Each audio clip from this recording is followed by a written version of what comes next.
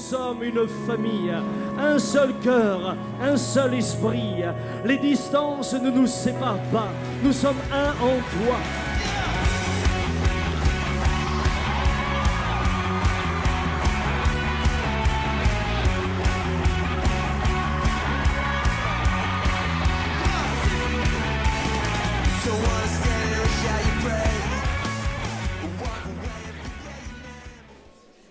Faut pardonner. Il faut pardonner. Papa Jean avait un témoignage très, très intéressant. Je le donne. Hein. Tu sais lequel c'est? Non. Eh ben voilà. Vous voyez, c'est ça la confiance. Il est invité chez une jeune femme en Allemagne. Enfin, il est invité par des parents qui ont une jeune fille de 18 ans qui est paralysée et qui n'a plus que la tête qui bouge. Tout le reste, ses membres, les mains, les doigts, plus rien ne bouge. Il fallait la nourrir à la petite cuillère. Et puis quand il arrive, cette jeune fille était une chrétienne. Elle avait fait elle s'était engagée comme monitrice dans les écoles du dimanche. Elle rayonnait en la regardant. On avait le sentiment qu'elle rayonne, etc., etc. Le problème était le suivant, c'est que alors qu'elle est là, Papa Jean s'approche de son lit et Papa Jean lui dit « Je vais prier pour toi, mais avant de prier, je veux juste te demander, est-ce qu'il y aurait quelque chose dans ta vie qui, avec Dieu, n'est pas en règle? Non pas que toutes les maladies soient tout le temps le résultat d'une non-mise en règle de quelque chose, mais parfois. » Et il lui pose des questions comme « Est-ce que tu aurais quelque chose contre quelqu'un ?» Et là, tout d'un coup, cette jeune fille qui était souriante et rayonnait est devenue, mais alors, agressive. Et elle lui dit « Est-ce que vous cherchez un péché dans ma vie ?» Et Papa Jean, vous le connaissez, il dit « Non, moi je cherche rien. Mais je voudrais que tu sois guéri. » Et là, elle commence à vociférer en disant « de toute manière, quoi que vous fassiez, je ne leur pardonnerai jamais. Voilà ce qu'elles m'ont fait. » Et elle parlait de jeunes filles de son âge. « Voilà ce qu'elles m'ont fait. Voilà comment elles m'ont blessé. Voilà. » Et tout d'un coup, le beau visage d'ange s'est transformé en visage de démon. Une méchanceté. Et Papa Jean, alors, dans son calme flegmatique, lui dit « Eh bien, ma fille, je ne vais pas prier pour toi parce que cela ne vaut pas la peine. » Vous savez, c'est ça ce que j'aime chez le Papa Jean, c'est qu'il reste cohérent. Il ne dit pas toujours « j'ai une révélation ». Non, il reste cohérent. Un jour, il arrive chez une dame qui lui a fait faire je ne sais pas combien de kilomètres. Et puis... quand il arrive, elle avait ça de médicaments sur la table de nuit, etc. Elle lui dit « Pasteur, je veux mourir. » Ah ben il dit « Fallait pas me faire venir alors, il suffisait de fermer les yeux, arrêter de manger ça, ça va venir. » Mais oui. Ah, c'est dommage de me faire faire 300 bandes pour « je veux mourir ». Ben, ferme les yeux, arrête de manger les médicaments, dans quelques temps, tu seras exaucé. Vous savez, on est parfois, vous savez ce qu'on est parfois, on fait de la pitiguë, on veut tout le temps qu'on nous plaigne. Je veux mourir, mais au fond, on ne veut pas mourir du tout. Parce que quand il lui a dit ça l'a réveillée. Elle ne voulait plus mourir. Et là, il dit à cette jeune femme, eh bien écoute ma fille, moi ça ne vaut pas la peine que je prie avec toi. Parce que je sais que Dieu ne va pas intervenir. Mais je vais prier pour que tu puisses pardonner. Et maintenant, je te donne une parole. Le jour où tu pardonneras, la guérison viendra. Et puis, il est parti. Et puis, des mois ont passé, je crois 9 mois. Hein. Ouais, des mois ont passé. Et après des mois, il reçoit une lettre, un courrier. Et le courrier commence de cette manière-là. Alléluia, gloire à Dieu. Je ne sais plus comment elle s'appelait. Maria. Alléluia, gloire à Dieu. Maria a décidé de pardonner et le jour où elle a décidé de pardonner, la paralysie a quitté. Elle n'avait plus que les doigts de pied qui ne fonctionnaient plus. Bien aimés, vous savez que nous le voulions ou non, il y a dans le monde spirituel des réalités qui font que vous allez être victorieux, ou vainqueur ou vaincu. Et nous voudrions tellement que vous puissiez être victorieux. Tellement que vous ne soyez pas enfermés dans vos blessures. Le pardon, bien sûr, ouvre la porte à l'exaucement et surtout le pardon vous protège de mauvaises décisions. Vous avez déjà vu le nombre de mauvaises décisions qu'on prend quand on a de l'amertume et de la haine? Vous vous êtes déjà rendu compte à quel point on pouvait prendre des décisions parce qu'on ne pardonne pas, je quitte ma femme, je quitte mes enfants, je quitte tout le monde. Parce que je ne pardonne pas, je quitte mon boulot, j'en veux à l'église, je quitte l'église, etc. Mais vous pouvez aller où vous voulez, ça vous poursuivra. Où vous voulez, changez d'église, ça vous poursuivra. J'ai fait un jour une expérience. Papa Jean avait de longues années des abeilles et c'est Christian qui maintenant a les abeilles. C'est lui qui a les générations qui ont suivi. Et un jour, papa m'avait emmené, parce que nous, quand on était gamin, s'il y a des jeunes ici, nous, on ne pouvait pas dire « Non, je veux jouer de la Nintendo, non, je veux regarder le film, non, nixo !» Samy, on va au jardin, faut désherber. Et là, t'avais beau dire tout ce que tu veux, hop là. Et il était gentil, mais ferme, hein. Il était gentil, on suivait derrière, et puis après, si vous saviez comme je fulminais parfois dans les rangées de tomates à désherber du cheesting, mais on suivait. Et puis là, ce jour-là, il me dit, Samy, on va aux abeilles. Parce que moi, j'aimais pas les abeilles. Vous saviez, c'est juste une info, vous savez que ça pique. Ben ouais, ça, je le savais aussi. Et alors, lui, il sortait les rayons, et moi, je devais toujours prendre la balayette et enlever toutes les abeilles des rayons où il y avait le miel, pour ensuite mettre les rayons dans des boîtes. Et Menschmeier. J'arrivais, vous savez, j'étais déjà stressé. Quand t'es stressé, tu transpires. Et elles aiment pas quand ça pue. Si tu t'es pas lavé, t'approches jamais d'une ruche. Mais le stress, le stress, ça, et puis après, tu sens le bourricot sauvage, ça les énerve, hein. Et là, tout d'un coup, un nuage d'abeilles. J'avais ma caisse pleine avec des rayons. Et il me dit, emmène-le à la voiture. Et je pars.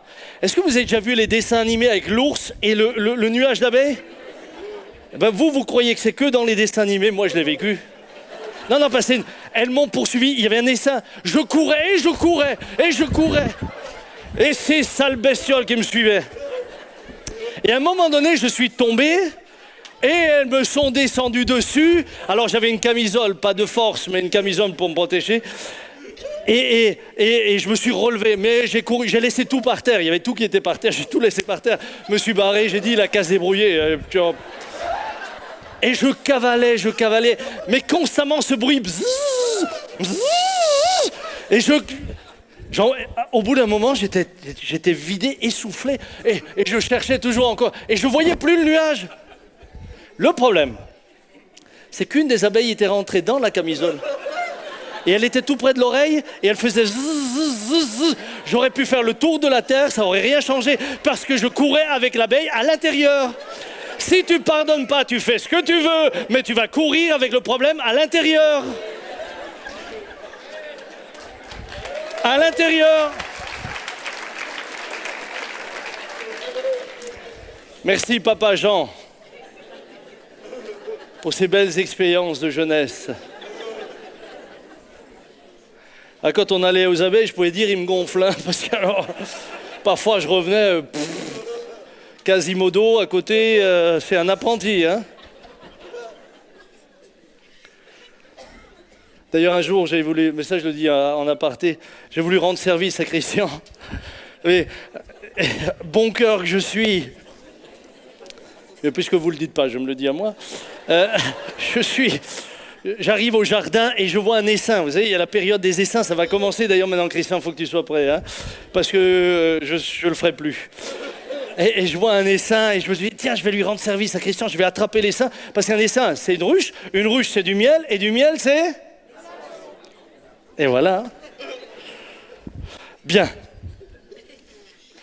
Et puis là, je vois cet essaim, je me dis, tiens, j'avais vu mon père faire, je voyais comment il les attrape, je mets un seau, et puis je me dis, ok, il faut y aller, tu secoues un coup sec, mais j'avais pas de camisole, j'avais rien, j'étais juste comme ça. Je me suis dit, tu opères rapidement. Je secoue, tac, Et alors, ça tombe dans le seau, une partie, et l'autre partie dans la manche. J'ai eu 23 piqûres. Vous savez que j'ai cru que j'allais mourir, hein? Tu te souviens? Mon cœur faisait comme ça. Je suis rentré, ça me démangeait partout, j'étais là. Ma femme m'a vu rentrer, elle me dit, mais qu'est-ce qui t'arrive? Je suis allé dans la douche, l'eau froide. Ah là là. Ça, plus jamais je le ferai, plus jamais. Plus jamais. Si vous voyez un essaim, n'y touchez pas.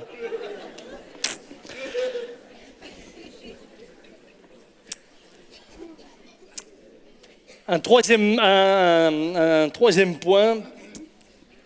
Alors, ça c'est une question qui revient souvent et elle est assez délicate à traiter. Puisque la question qu'on me pose souvent c'est mais Samuel, il faut aussi apprendre à se pardonner à soi-même. Alors je dois dire, j'ai réfléchi sur l'expression se pardonner à soi-même. Le problème, c'est que vous ne la trouvez pas dans la Bible.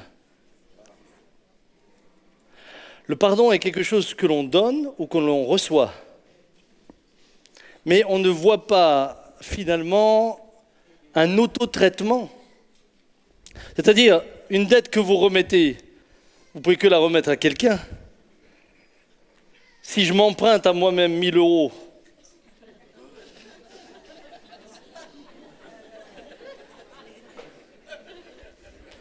il y en a parfois des espèces de concepts qui sont là, que je peux comprendre dans le sens où, suivant ce que nous avons fait, ce que nous avons engendré, nous pouvons dire « je ne me pardonnerai jamais ».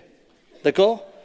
Vous l'avez déjà dit, on a tous pu, dans des circonstances précises, se dire on regrette tellement soit le mal qu'on a fait, soit les dégâts qu'on a causés. Vous savez, quand quelqu'un prend un véhicule et j'ai un voisin, moi, qui, avec le tracteur, a écrasé sa propre mère et elle est morte, c'est sûr bien sûr qu'il ne l'avait pas vu, sa maman, mais vous avez beau l'expliquer. Il y a quand même quelque chose qui est là et on se dit mais je me pardonnerai jamais. Je comprends l'expression, mais le concept ne se trouve pas dans l'Écriture sous cette forme-là. Il ne se trouve pas dans l'Écriture sous cette forme-là. Alors, il peut y avoir différentes raisons.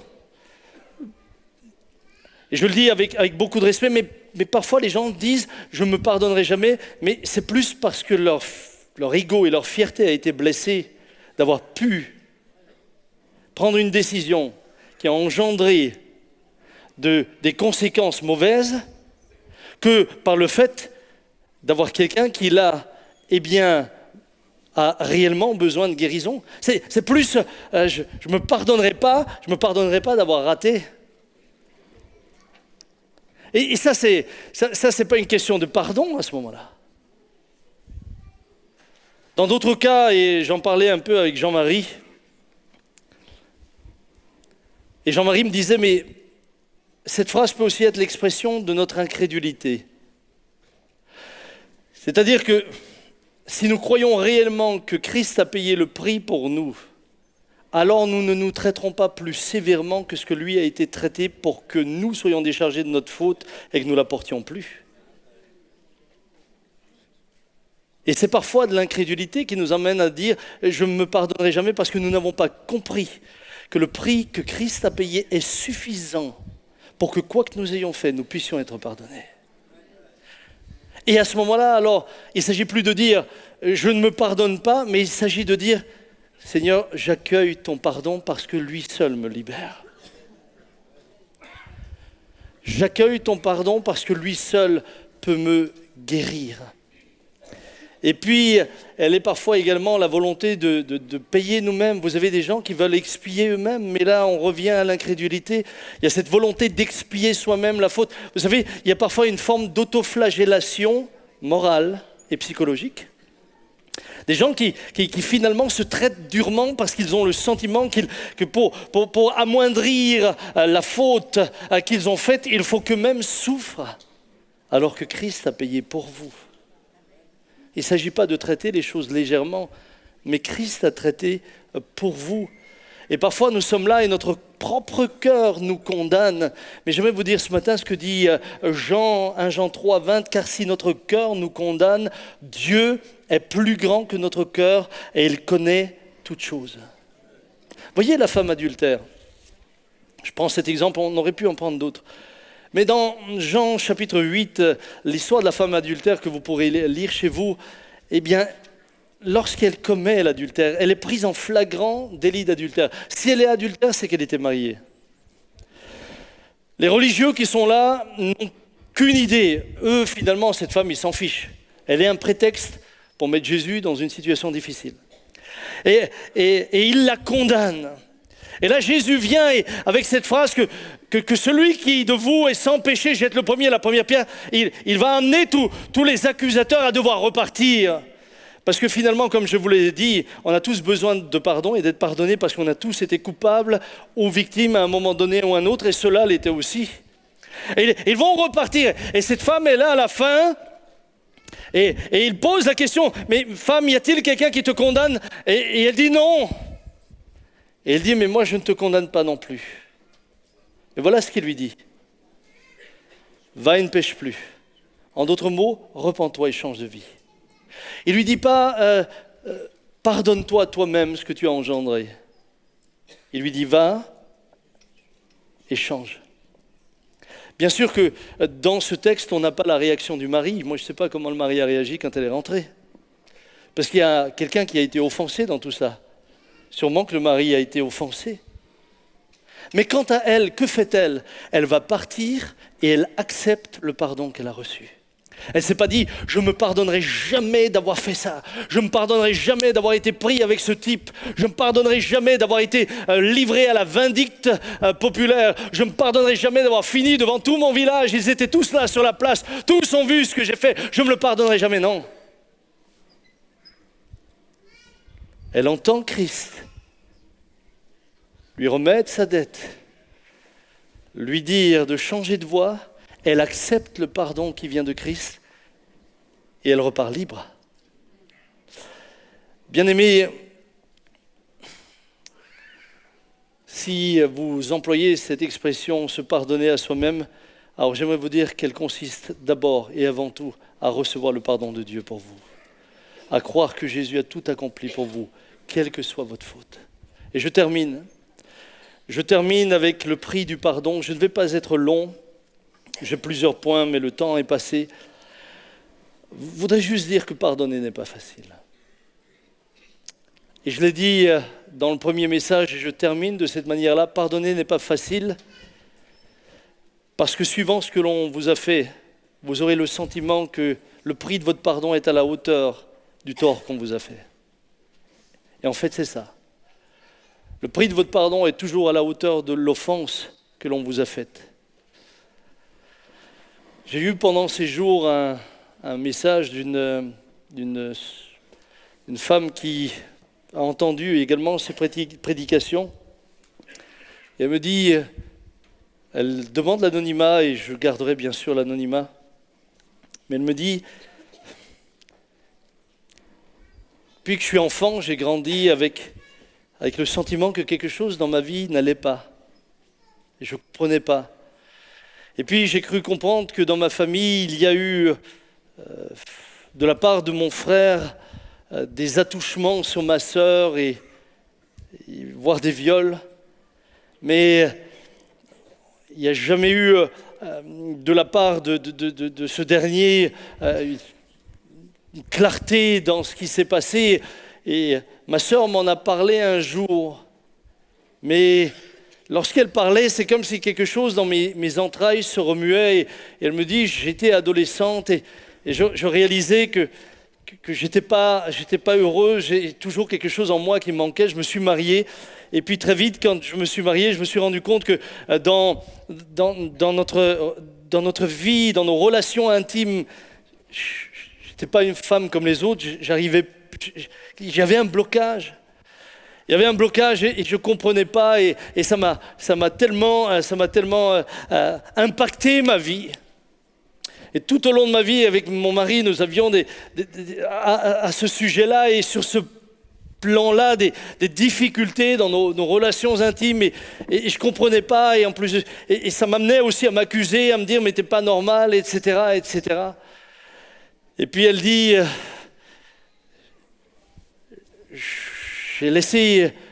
on m'a laissé supposer que peut-être mon frère m'avait aussi fait quelque chose et je l'ai interpellé une fois et il a dit non, c'est vieux, de toute manière j'en sais rien. Et elle me dit, nous avons passé la vie comme ça jusqu'à ce que, à l'âge de 70 ans, il l'a fait venir. Et c'est là, à l'âge de 70 ans, qu'il lui dit que quand il était ado, il avait essayé d'avoir des relations avec elle, mais elle était trop petite, il n'a pas pu arriver à ses fins.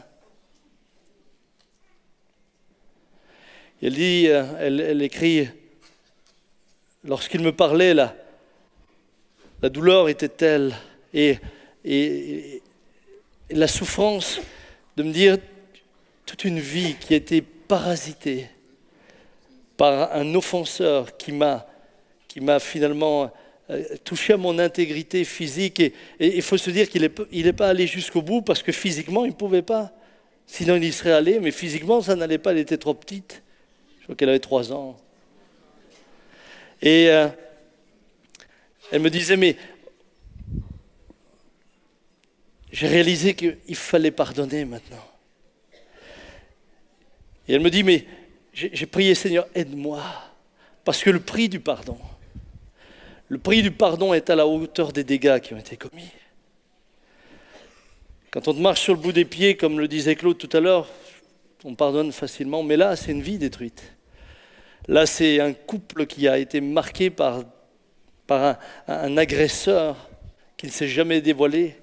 Et elle me disait, je suis tellement heureuse de voir que je suis dans ce processus de pardon où j'ai petit à petit cette liberté et où je retrouve une paix et où je retrouve une vie normale. Bien-aimé, c'est Marion Augsburger qui disait « Pardonner coûte cher. Pardonner signifie porter notre propre colère à cause du péché d'autrui. Le coupable est relâché, celui qui est offensé le libère en portant sa propre indignation et en trouvant une solution dans l'amour de Christ. » Est-ce que je peux répéter cela? Pardonner coûte cher. Pardonner signifie porter notre propre colère à cause du péché d'autrui.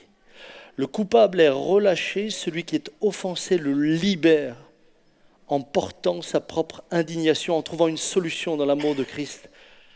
Dieu pardonne en portant sa propre colère à cause du péché que nous avons commis. Il absorbe notre culpabilité et nous libère. Et Christ va être le paratonnerre qui va concentrer tout cela lorsqu'il meurt sur la croix, afin que vous et moi nous soyons libérés. Pardonne-nous nos offenses, comme nous pardonnons aussi à ceux qui nous ont offensés. Pouvons-nous fermer nos yeux un instant pendant que Bernard vient au clavier?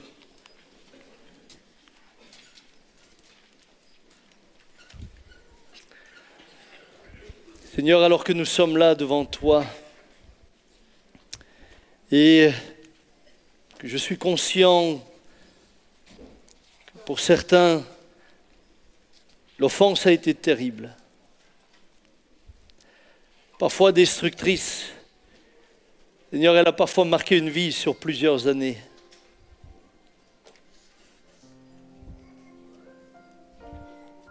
Après avoir parlé sur ce sujet,